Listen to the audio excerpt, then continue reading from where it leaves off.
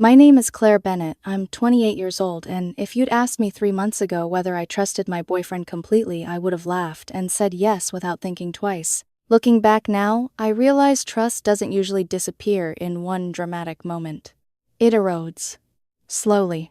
Silently. One sarcastic comment at a time. One unnecessary reminder. One subtle humiliation disguised as a joke. By the time I finally understood who Ethan Carter really was, he'd already convinced half the people in our lives that I was the one benefiting from his generosity.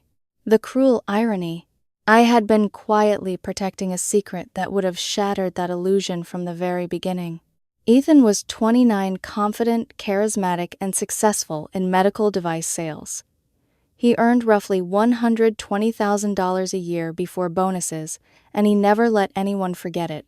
I worked as a supply chain analyst for a regional freight company, making about $55,000 annually. Not glamorous, not impressive by his standards, but stable, reliable, enough to pay my bills and quietly build a life I could be proud of. We'd been together for 2 years and living in his upscale downtown apartment for 8 months. The arrangement sounded reasonable whenever he explained it to people. He owned the apartment. I rented one bedroom from him for $800 a month, far below market value. On paper, it looked generous. In reality, every disagreement somehow circled back to that apartment. "You know you'd pay twice this anywhere else," he'd casually remind me whenever we argued over something completely unrelated. At first, I brushed it off. Everyone has flaws. Nobody's perfect. But once I started paying attention, I realized those comments were never accidental. They were investments. Tiny reminders designed to keep me feeling indebted. Ethan liked expensive things. Very expensive things. Designer watches. Luxury sneakers. Weekend trips to Napa. 5-star restaurants where dinner cost more than my weekly grocery budget. A brand new Tesla Model 3 sat proudly in the building garage. Ironically, despite his salary, he constantly complained about money. "My Visa bill is killing me," he'd sigh, while ordering another $400 tasting menu. He treated minimum credit card payments like a financial strategy. Meanwhile, he'd tease me for buying store-brand coffee or waiting for sales before replacing worn-out clothes. He knew exactly how much I earned. Actually, he knew more than most employers. Before we moved in together, he'd insisted on reviewing my pay stubs. "I just need to understand the financial risk," he'd explained with a reassuring smile. I remember hesitating. Something about the request felt oddly invasive, but I convinced myself he was simply being responsible. Love has a strange way of making uncomfortable things seem reasonable. The first major crack appeared on a Tuesday evening. Ethan had just booked a $3,200 wellness retreat in Tulum. Not for us, for himself and his older sister. For the previous week, he'd complained nonstop about credit card balances and cash flow. While he packed designer workout clothes into an expensive suitcase, I gently asked, "Maybe it'd help to slow down on the spending until your cards are under control." He looked at me like I just told him the earth was flat. Seriously. He actually laughed. "You..." His eyebrows lifted in disbelief. "You're giving me financial advice." I stayed calm. "I'm just worried because you've sounded stressed lately. My quarterly bonus is bigger than your salary increase." He shook his head, amused. "You don't understand how money works at this level." I took a slow breath. "I understand debt." That was apparently the wrong answer. His smile vanished. "You know what your problem is." He folded his arms. "You're jealous." I didn't respond. He stepped closer. "You're jealous because I make more than you." Silence stretched between us. Then I nodded. "You're right." His face lit up with victory. "I am." "Yes." I smiled softly. "I'm jealous." The confidence returned instantly. "Say," he chuckled. "At least you're honest. You should focus more on advancing your own career instead of worrying about my money." I reached into my pocket, unlocked my phone, opened an app, and quietly turned the screen toward him. At first, he barely glanced at it. Then his expression changed. His eyes narrowed. He leaned closer. The smile disappeared. "What?" He blinked once. "Is this?" "My investment account." He stared at the balance. $267,000. Mostly invested in index funds and ETFs accumulated over years. No. He looked back at me. No, seriously, what account is this? The one I've had since before we met. He looked genuinely confused. You've been hiding this. I've never hidden it. I simply never discussed it. He kept staring at the screen as though the numbers might rearrange themselves. Where did you get this? My grandmother. The room grew strangely quiet. She owned 3 rental properties for decades. When she passed away 5 years ago, she left them to me. I sold 2. Kept 1. Invested almost everything. The remaining property still brings in around $2,100 every month after expenses. He didn't blink. His mouth opened slightly before closing again. So, you're wealthy. I live comfortably. That's different. His breathing became noticeably faster. You lied to me. I shook my head. I never lied. You asked for my pay stubs. I showed you exactly what I earned. You never once asked whether I owned investments. His jaw tightened. We're building a future together. You should have told me. I tilted my head. Why? Because couples share things. I shared my income. You demanded proof. You never asked anything else. His frustration suddenly shifted directions. I've been supporting us. I almost laughed. Instead, I calmly listed facts. I pay you rent. I buy groceries. I pay for half our dates. I've never missed a payment. So, how exactly have you been supporting me? His answer came immediately. This apartment. I own it. I've given you an amazing place to live. I pay rent. For 1 bedroom. Not half your mortgage. His eyes darkened. For nearly 2 hours our conversation spiraled. First anger, then accusation, then tears, then apologies. At one point he reached for my hand. Claire. I overreacted. Another hour earlier he'd been calling me irresponsible. Now suddenly I was baby again. The change happened too quickly to feel genuine. Still, nothing prepared me for what I found the following morning. The next morning, I woke to the faint clicking of Ethan's laptop keys. For a few seconds, I forgot about the argument. Then I saw him sitting at the dining table with a mug of coffee, surrounded by open property listings. Not modest condos, not starter homes, huge houses with white stone exteriors, private offices, 3-car garages, and landscaped backyards that looked like they belonged in real estate magazines. He looked almost cheerful. Morning, he said. Come look at this one. I stayed near the hallway. What are you doing? I found some incredible places. He turned the screen toward me. A 5-bedroom house appeared priced just under $1 million. With your down payment and my income covering the mortgage, we could afford something like this. I stared at him. My down payment. Well, obviously. He said it so casually that for one absurd second, I wondered whether I had somehow agreed to this in my sleep. He continued scrolling. I can't break my Tesla lease right now, so I wouldn't have much available for the initial cash. But that's fine. Your investments handle the down payment, and my salary gets us approved. He smiled. It's actually perfect. Ethan, we are not buying a house together. The smile faded. Why not? Because yesterday you insulted me for earning less than you. I was angry. You said I didn't understand money. I apologized. No, you changed your tone after you saw my account. He closed the laptop more forcefully than necessary. You're being paranoid. I'm being careful. This is what serious couples do, Claire. They combine resources. I gave a humorless laugh. Interesting. You didn't seem interested in combining resources when you made me pay rent while telling people you were supporting me. His face stiffened. I never told anyone that. Your sister asked me at Christmas whether I'd started looking for a better job because you couldn't support me forever. He looked away. That was probably her assumption. Based on what? He said nothing. That silence answered more than any confession could have. Over the next several days, Ethan transformed, not gradually, instantly. He became attentive in a way that felt almost theatrical. He cooked dinner for the first time in months. The pasta was overcooked, the sauce came from a jar, and he watched my reactions so closely that I felt as though I were grading an audition. He left flowers on the kitchen counter. He sent affectionate messages during the day. He started calling me beautiful again. Every night, he tried to close the emotional distance between us, with touches, apologies, and memories of happier moments. "I hate that money came between us," he whispered one evening. Money had not come between us. Money had revealed us. There was a difference. 3 nights later, he asked me to sit down for what he called a future conversation. I found him in the living room, with the television connected to his laptop.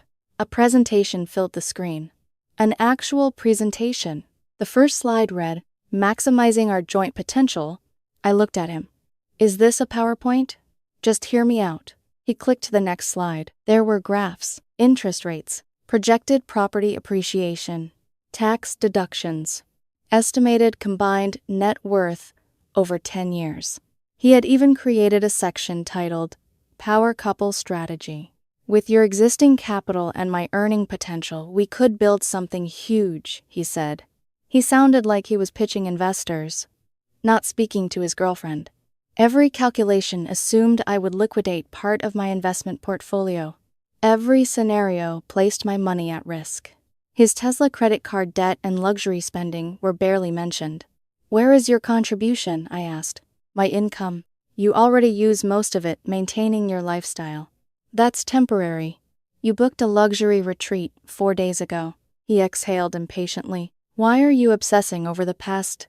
"Because the past happened 4 days ago." He closed the presentation. "You're punishing me." "No, I'm refusing to finance you." His expression hardened, then softened again almost immediately. That was becoming his pattern. Anger first, charm second, pressure third. The campaign expanded beyond the apartment. His mother called me unexpectedly. We had spoken maybe twice in 2 years. "I'm so happy Ethan found someone stable," she said warmly. "He says you two are finally planning seriously." I gripped the phone tighter. "Did he? He sounds so excited about buying a home." I changed the subject and ended the call as politely as possible. The next day, his best friend messaged me. He said Ethan was too shy to bring up engagement directly and asked whether I wanted help choosing a ring. Ethan was many things. Shy was not one of them. By then, I understood what he was doing. He was surrounding me with expectations. If I refused the house, I was afraid of commitment. If I protected my investments, I was selfish. If I questioned his sudden interest in marriage, I was destroying our future. He was not repairing the relationship. He was constructing a trap. The final boundary collapsed the following Thursday. I came home early from work because a meeting had been canceled. As I unlocked the apartment door, I heard male voices in the living room. Ethan was seated on the sofa beside a man in a gray suit. My mail was spread across the coffee table. Bank statements, insurance letters, a tax document. One envelope had been torn open. Ethan stood quickly. Perfect timing. I did not move. "Who is this?" The man rose and extended his hand. "Connor Blake, Capital Advisory Services." I ignored his hand. "Why is my mail open?" Connor's expression changed. Ethan stepped forward. "Relax. Connor is helping us understand how to merge our finances efficiently." I looked at Connor. "Did he tell you I approved this meeting?" The man hesitated. "He said you were running late." "I approve nothing." Ethan forced a laugh. "Claire, don't make this awkward. You opened my mail." "Our mail." "No."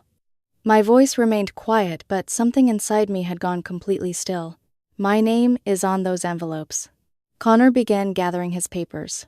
"I may have misunderstood the situation." "You didn't misunderstand," Ethan said sharply. "She's overwhelmed." I pointed toward the door. "Connor, you need to leave." Ethan stepped between us. "Don't be rude.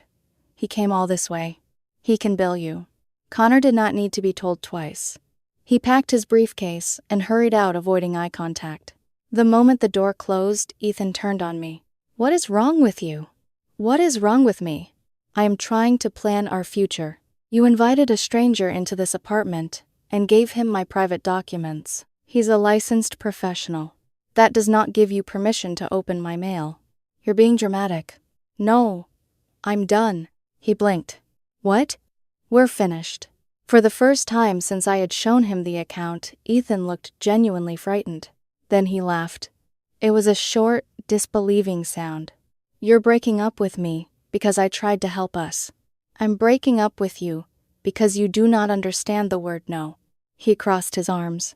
This is my apartment, and I am a legal tenant. Not anymore. Our rental agreement says 30 days notice. His eyes narrowed. You seriously think you're staying here after dumping me? I'll sleep in the second bedroom until the end of the month. He gave me a smug smile. Good luck finding another place this nice for $800. I already found one. The smile vanished. What? I signed a lease last week. When? While you were in Tulum. He stared at me as if I had betrayed him. You planned this while sleeping in my bed. The bed I paid rent to sleep in. His face twisted. You spiteful little... He grabbed a ceramic mug from the table and threw it. It struck the wall several feet away from me and shattered. For a moment, neither of us spoke. The sound seemed to hang in the room. Then he began snatching my belongings from nearby shelves and throwing them into the hallway. A sweater, a pair of shoes, phone chargers, and ett canvasby. Get out. I pulled out my phone and started recording. You need to give me proper notice. I said, get out. I have tenant rights. His breathing became heavy. I will make your life miserable. I held the camera steady. Thank you for saying that clearly. His expression shifted when he realized he was being recorded. He slammed his bedroom door hard enough to knock a framed photograph from the wall. I moved into the second bedroom, locked the door, and placed a chair beneath the handle. Within an hour, my phone began vibrating. The messages came so quickly that I could barely read them. I'm sorry. You humiliated me. We can fix this. You're selfish. I love you. You're a pathetic liar. Please come talk to me. I'll sue you for emotional damage. By midnight, there were 82 messages. Then came the payment requests. $400 for emotional distress. $800 for another month's rent. $50 for utility overages. And $3,200 for half of the Tulum retreat. Because, according to his note, couples share major experiences. I declined every request. Screenshotted every message. Saved every voicemail.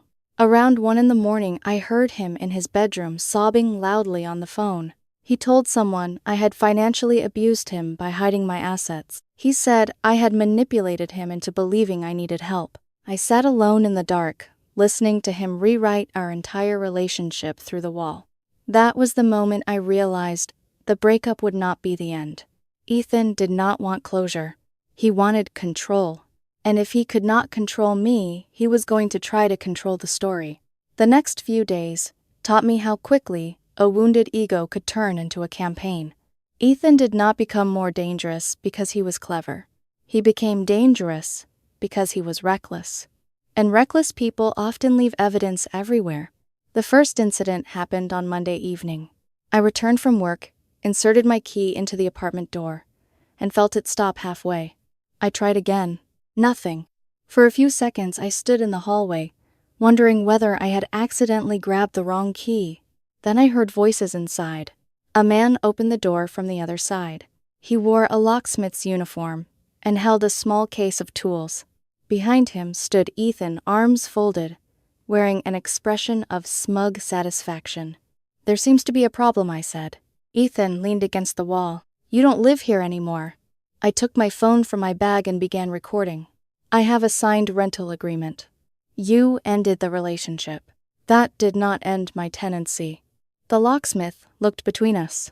Do you have identification and a copy of the agreement? I handed him both. He read the document carefully, then turned to Ethan. Sir, you cannot lock out a legal tenant without following the eviction process. It's my apartment. That doesn't change the law. Ethan's face darkened. She has somewhere else to go. The locksmith shook his head. I'm not participating in an illegal lockout. I need to give her a copy of the new key. You work for me. I work for whoever is paying for a lawful service. He handed me 2 keys. Ethan looked as though he wanted to explode, but the camera pointed toward him kept his anger contained. For the moment, that night, the Wi-Fi password changed. The next morning, the streaming accounts were disconnected. Then the hot water stopped working. Ethan claimed the building was having plumbing problems. The property manager told me no other unit had reported an issue. I photographed the thermostat, recorded the cold water running from the shower, and filed a formal complaint with the tenant board. I had unlimited mobile data. I had a gym membership. I could shower elsewhere. Every inconvenience he created became another page in the file I was building against him. That seemed to frustrate him more than anger would have. He wanted panic. I gave him documentation. Then Connor called. His voice sounded strained. "Claire, I need to ask you something." I stepped outside my office and closed the conference room door behind me. "What happened? Did you authorize Ethan to give me your social security number?" My stomach tightened. "No." There was a long silence. "He provided personal documents from your mail," Connor said. "He told me you were his fiancée and that you had asked him to start preparing a combined investment strategy. I never said any of that. He also sent me a document claiming he had limited financial authority on your behalf." "What kind of document?" "Power of attorney." For several seconds I could not speak. "I never signed a power of attorney." "I was afraid you'd say that." Connor exhaled shakily. "I ran a preliminary credit inquiry. Ethan told me you had approved it." The hallway around me seemed to narrow. "You accessed my credit without speaking to me." I believed consent had already been given. I understand now that it hadn't. "You need to contact your compliance department immediately." "I already did." His voice cracked slightly. "They've suspended me pending investigation." Part of me felt sorry for him. Another part could not forget that he had sat in my living room with my private information spread across the table. "You should have verified everything with me directly." "I know." He sounded defeated. "I know that now." His company did not treat the situation lightly. Within hours, a compliance officer contacted me. I provided copies of the texts, the rental agreement, and a written statement explaining that Ethan had no authority to access or share my information. Connor forwarded the emails Ethan had sent him. In one, Ethan referred to me as his future wife. In another, he claimed we had mutually decided to merge all assets after marriage. Attached was a document with my name, typed beneath a signature that looked vaguely like mine.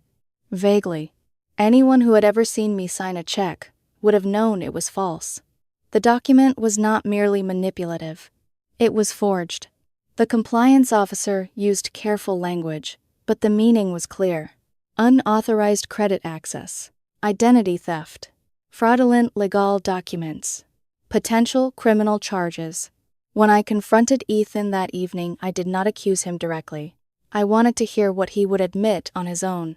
I set my phone to record and placed it face down on the kitchen counter. Connor called me. Ethan continued scrolling on his phone. "Okay.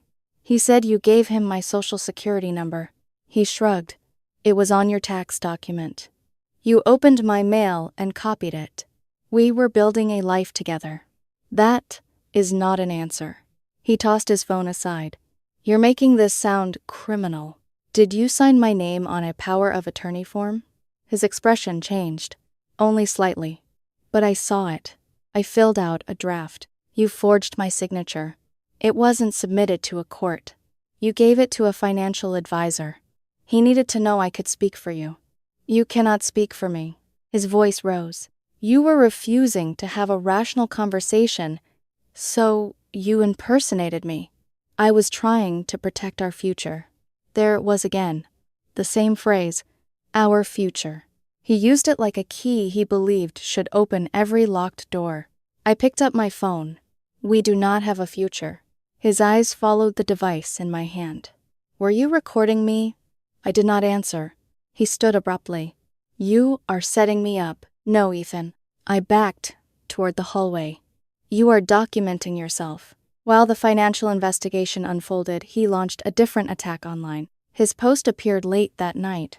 He wrote that he had discovered his girlfriend was secretly wealthy after allowing her to live in his home for almost nothing. He described himself as a generous partner who had been manipulated by a woman pretending to struggle. He used phrases like financial deception, emotional exploitation, and calculated betrayal. He conveniently forgot to mention that I paid rent, or groceries, or half our shared expenses. His friends immediately flooded the comments. They called me a gold digger, a liar, a narcissist. One woman wrote that hiding wealth from a partner was a form of abuse. For an hour, I watched strangers and acquaintances reshape me into a villain. The old version of me might have written a furious response. The new version chose evidence. I posted 4 screenshots. The first showed Ethan admitting he had told his friends he was basically carrying me financially. The second showed my monthly rent payments. The third showed his request for half the Tulum retreat. The fourth showed him calling me broke 3 days before asking me to fund $1 million house. My caption was simple. Interesting definition of exploitation. I paid rent, groceries, and half of everything. Also, $267,000 is not $1 million. Then, I tagged him. The post disappeared within an hour. Screenshots did not. His older sister Rachel sent me a private message the next morning. I knew something didn't add up. He told us you barely contributed, but you paid for most of Maui last year. I'm sorry. I read the message several times. Not because I needed validation. Because I finally understood how long Ethan had been constructing the story. This did not begin when he saw my investment account. He had been diminishing me for years. The money only made the lies visible. His next move was contacting my employer. My manager, Melissa, called me into her office shortly after lunch. She closed the door and slid a printed email across the desk. It was from Ethan. He claimed I was emotionally unstable, that I had concealed suspicious assets, that I might be involved in illegal financial activity. He suggested the company investigate me before I caused reputational harm. I stared at the email. Melissa waited. Then she said, "My sister is a tenant lawyer." I looked up. She smiled slightly. "I called her before bringing you in." Relief hit me so suddenly that I almost cried. "I can explain everything. You don't have to explain your investment account to me." She tapped the email. "This reads like retaliation from an angry ex."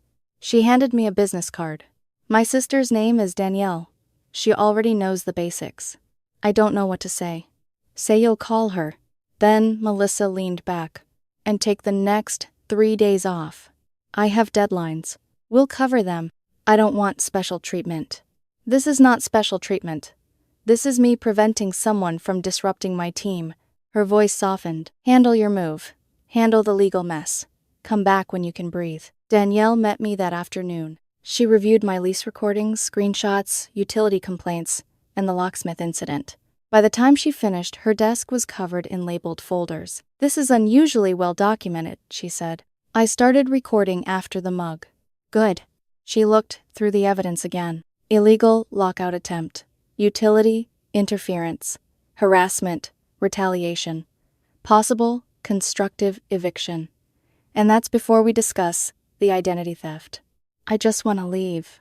"I understand. I don't want to destroy his life." Danielle looked at me carefully. "You are not destroying anything. You are responding to conduct he chose." At that point, I still considered taking the quiet route. Move out. Block him. Let the authorities investigate the forged document. Avoid escalating the civil case. Then he called my mother. She lived 3 states away and knew almost nothing about what was happening. Ethan told her I was unstable. He said I had become obsessed with money. He warned her that I might hurt myself. My mother called me sobbing so hard I could barely understand her. "Claire, please tell me where you are." "I'm at Danielle's office." "Who is Danielle?" "My lawyer." That made her cry harder. It took nearly an hour to calm her down. I explained everything from the investment account to the forged document. She kept apologizing for believing him. "You did nothing wrong," I told her. He sounded so concerned. That was the point. After the call ended, I sat silently across from Danielle. Something inside me had changed. Ethan could harass me, insult me, lie about me. But using my mother's love as a weapon crossed a line I could not forgive. "I want to proceed," I said. "With what?" "All of it." The police report for identity theft was filed that evening. Danielle submitted the application for a restraining order. She sent a formal demand letter regarding the illegal lockout and utility interference. I forwarded Ethan's work number calls and messages to his company's human resources department. I stopped protecting him from the consequences of his own decisions. Then the story took a turn even I could not have predicted. Connor contacted me again. He had been terminated. His firm concluded that he failed to verify consent before accessing my credit, even though Ethan had deceived him. He sounded exhausted. "I know I made a terrible mistake," he said. "I'm not asking you to forgive it." "What are you asking?" He hesitated. "My landlord is selling the building. I need somewhere to live within 2 weeks." I almost laughed at the absurdity. Then I remembered the property my grandmother had left me. A furnished, 3-bedroom house in a college town 2 hours away. The previous tenants had moved out recently. It was clean, available, and normally rented to young professionals.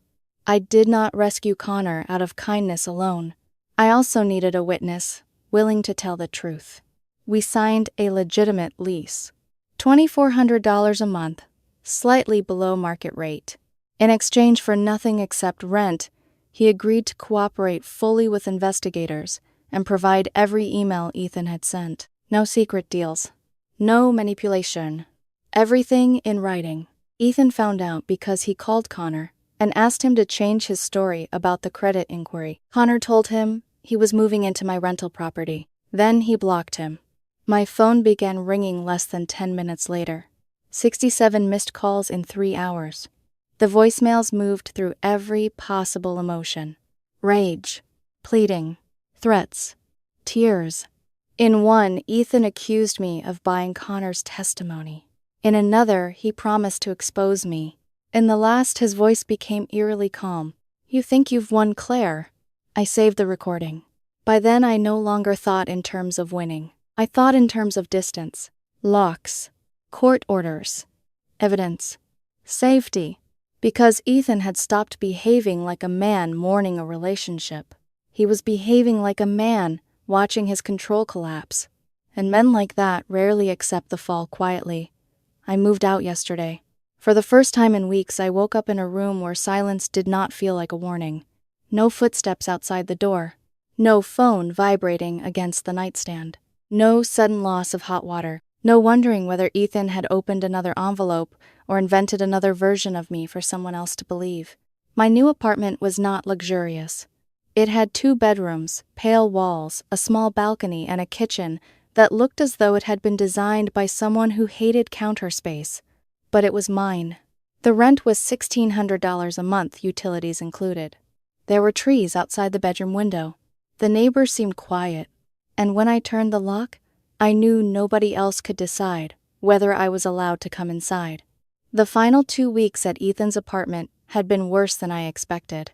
His attorney advised him to stop contacting me. He ignored that advice almost immediately. 3 days before my move, he appeared outside my workplace carrying a cardboard box filled with things I had left behind, mostly junk, an old scarf, 2 paperback novels, a chipped coffee mug, a phone charger that did not belong to me. Security had already been warned. Melissa had placed Ethan's name and photograph at the front desk, so he never made it past the entrance. That did not stop him from creating a scene. He stood outside the glass doors for nearly 2 hours. At first, he pleaded with the security guards. Then, he started crying. When no one came out, he lowered the box to the sidewalk and dropped to his knees. Several people in the lobby stopped to watch. My coworker Sam recorded part of it from an upstairs window. Ethan pressed both hands over his face and shouted my name. "Claire, please. I made mistakes. I love you." For a few seconds, even knowing everything I knew, part of me felt the old pull. The instinct to calm him, to step outside, to stop the embarrassment. That was how he had controlled me for so long. Not only through anger, through making his emotions feel like my responsibility. Then the performance ended. When no one responded, Ethan slowly stood. The tears disappeared. His posture straightened. He took out his phone and made a call. Sam's recording caught his words clearly. "She's not coming out." A pause. Then he said, "Yeah, I'll try her mother again." There was no sadness in his voice, only irritation. That sentence erased the last trace of doubt I had about the restraining order. The hearing took place the following morning. Ethan arrived in a dark suit with his attorney. He did not look at me until the judge began reviewing the evidence. Then he stared across the courtroom as though I had personally betrayed him by surviving what he had done. Danielle presented the 67 calls, the voicemails, the lockout attempt, the utility interference, the workplace visit, the calls to my mother, the forged document. Ethan's attorney argued that he was emotionally distressed after a painful breakup. The judge did not seem impressed. Emotional distress does not authorize harassment, she said. The restraining order was granted for 2 years. Ethan was prohibited from coming within 500 feet of me, my workplace, or my new home. When the judge read the conditions, his face remained still, but his right hand tightened into a fist beneath the table. For once, I did not wonder what he was feeling. I did not care. His employer conducted its own investigation. Many of his calls to me had been made from his company phone. Several emails about me had been sent during work hours. He had also used internal contacts to ask whether anyone knew people at my company. They did not fire him, but they removed him from his senior sales position. He lost access to the company car. His major accounts were reassigned. According to Rachel, the demotion would cost him nearly $30,000 in commissions over the next year. The man who once mocked my salary suddenly had to calculate whether he could afford his own lifestyle. The civil case moved forward as well. Danielle sued over the attempted illegal eviction, the utility disruption, and the harassment. Ethan's attorney quickly began discussing settlement. The evidence was too clear. The locksmith had provided a statement. The property manager confirmed there had been no building-wide hot water problem. The tenant board had copies of every complaint. My recordings captured Ethan threatening to make my life miserable. Danielle believed the damages could reach $15,000. The number carried a strange irony. It was close to what Ethan had spent the previous year on luxury clothes, weekend trips, electronics, and restaurants he could not truly afford. The criminal investigation was more serious. The district attorney's office focused heavily on the forged power of attorney document. Ethan had insisted it was only a draft. Investigators disagreed. He had used it to persuade a licensed financial advisor that he could act on my behalf. That made it more than a private fantasy. It was a tool, one created to access my finances without my permission. His attorney contacted Danielle and suggested mediation. The proposal was simple. Ethan would apologize. He would agree to stop contacting me. In return, I would tell prosecutors that the situation had been misunderstood. Danielle forwarded the request with one sentence. My response is, no. Then she added a charge to Ethan's legal bill for making her review the proposal. That part made me laugh for the first time in days. The consequences spread quickly. Without my $800 in monthly rent, with legal fees growing and his income reduced, Ethan could no longer afford the apartment. The early termination penalty was 2 months' rent, $6,400. He moved in with Rachel in the suburbs. His new commute took almost 45 minutes each way. No more walking to expensive cafes. No more rooftop cocktail nights. No more using the apartment as proof that he had succeeded more than everyone around him. Rachel contacted me again after he moved in. She told me Ethan had started listing things for sale. The Tesla, 2 watches, several designer jackets, a collection of limited edition sneakers.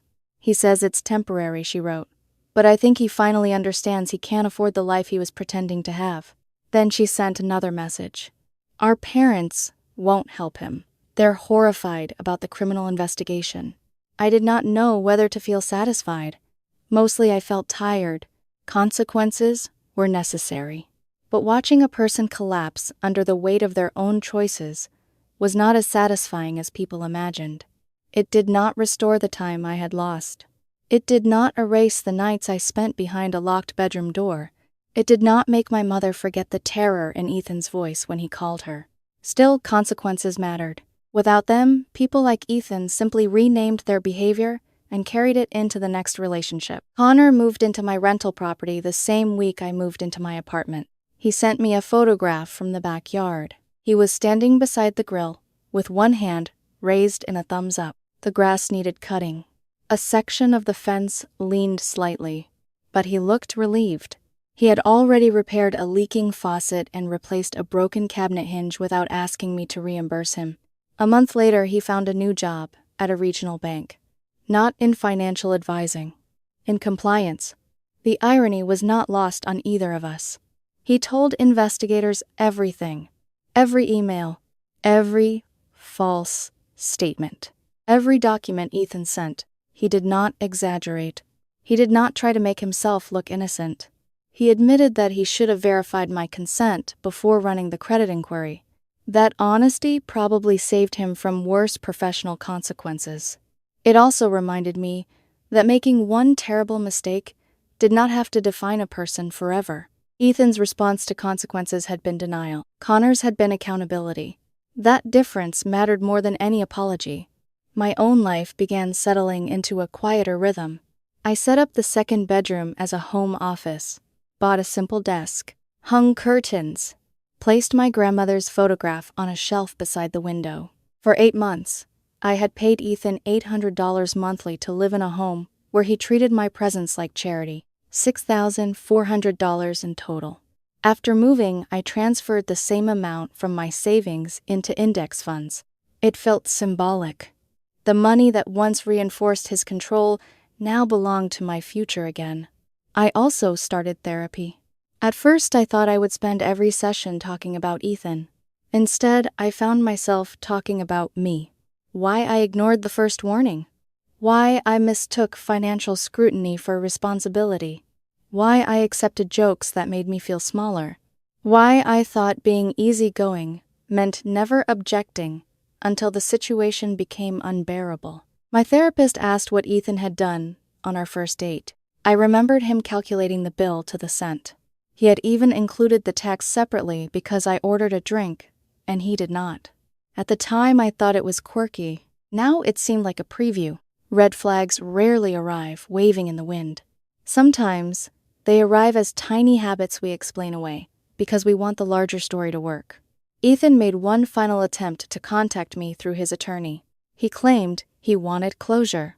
He offered to sign a formal statement, admitting he had overreacted if I would support reducing the criminal charges. Danielle's reply was brief. No. The restraining order remained in place. The investigation continued. His social media accounts became private. Mutual friends told me he posted quotes about surviving toxic relationships and healing from financial abuse. The comments were not as sympathetic as before. Too many people had seen the screenshots. Too many inconsistencies were impossible to ignore. He had told everyone I was broke, then accused me of exploiting him because I was not broke. He had claimed to support me, then demanded rent. He had called me financially irresponsible, then tried to spend my investments before the week was over. The story only worked as long as no one examined it closely. My account balance eventually rose from $267,000 to just over $271,000, not because of anything dramatic. The market improved. Dividends were reinvested. The rental property produced steady income. It was almost funny. While Ethan destroyed his life trying to seize control of my money, the money continued growing quietly without him. I bought a used camper van a month later. Nothing extravagant, just a reliable vehicle with a small bed storage compartments and enough room for weekend trips. Some people might have called it unnecessary. Maybe it was. But it was the first large purchase I had made, purely because it brought me joy. No presentation. No approval. No partner calculating how it could benefit him. Next weekend, I am taking it into the mountains.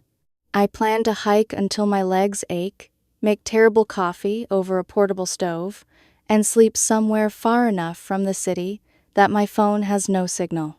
I used to think financial compatibility meant earning similar amounts. Now I understand it means something else. Respecting boundaries, being honest about debt, contributing fairly, not measuring someone's value by their salary, not treating love like a merger. Your money is yours.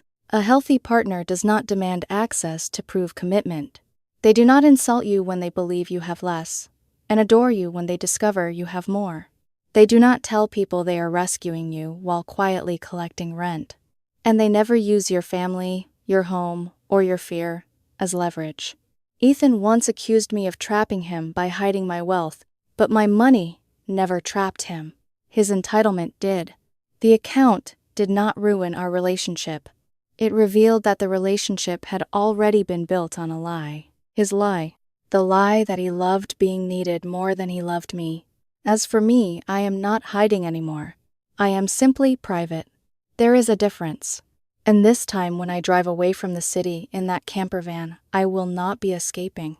I will be moving forward.